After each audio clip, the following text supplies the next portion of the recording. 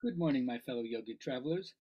I'm mighty glad to be alive today, and I hope that you are too, as we continue to live, laugh, love, learn, linger, live the life we love. It's Thursday, so it's story day. Fortune and the Woodcutter from Asia Minor.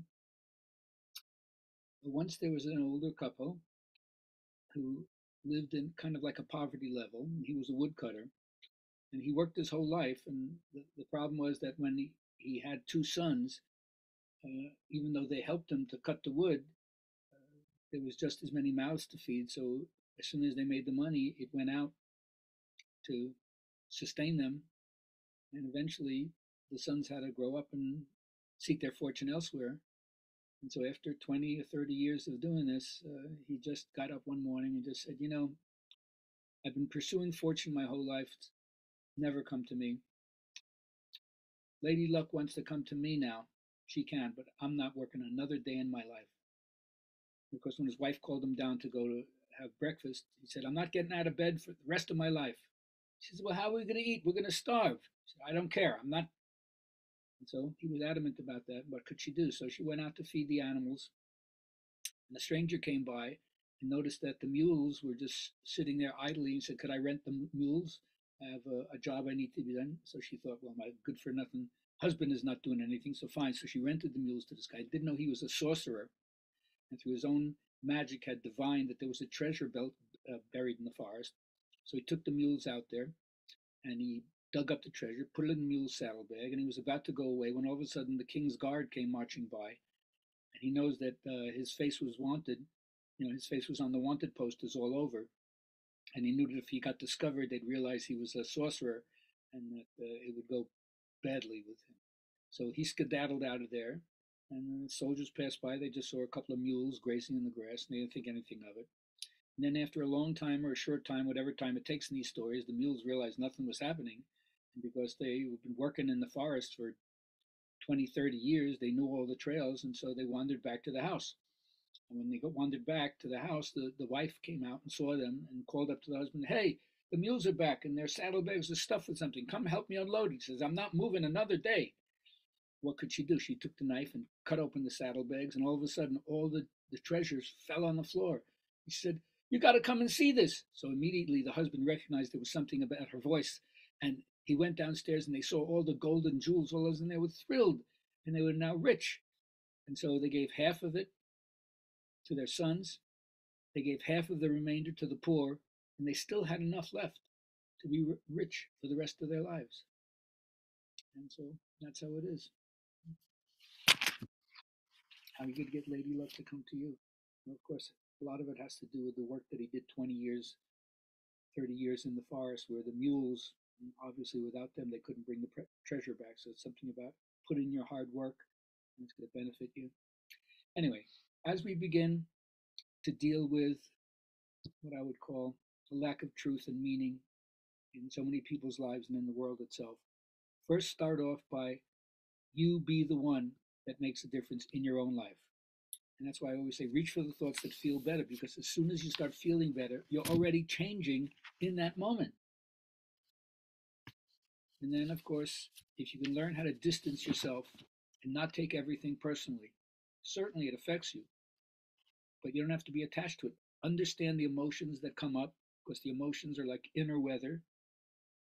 And just like, if it's forecast for sunny, you put on a visor and some sunscreen. If it's rainy, you take an umbrella. If it's snowy, you put on galoshes and so forth. So you know what to do. It's information. But emotion, just like thought, rises and passes away. So it's really important, once again, to be aware of your thought forms and what you think before you're influenced by them, because they may not be the best way to respond. Take a moment for discrimination to think about it. Now, right now, there's such uncertainty that I think there's a lure, L-U-R-E, lure of destiny beyond what our present knowing is. That there's a larger life latent in all of us, in our species, and we only live a small part of that life. And the vision of that life is our imagination. So for me, Garden of Eden is ahead of us, not just behind us. But if we don't have any imagination to think of these things, to see these things, then it lies fallow and doesn't come to fruition to benefit us. So, one of the things that may not seem to be on the table for discussion, but I think it's really important, is to live a life of pleasure. I don't mean hedonism. I don't mean hedonic, materialism. I mean, how do you bring back your erotic joy? And again, I say erotic, it doesn't mean genital. It means open your senses to all the beauty of what you can see, what you can smell, what you can taste, what you can touch, what you can hear.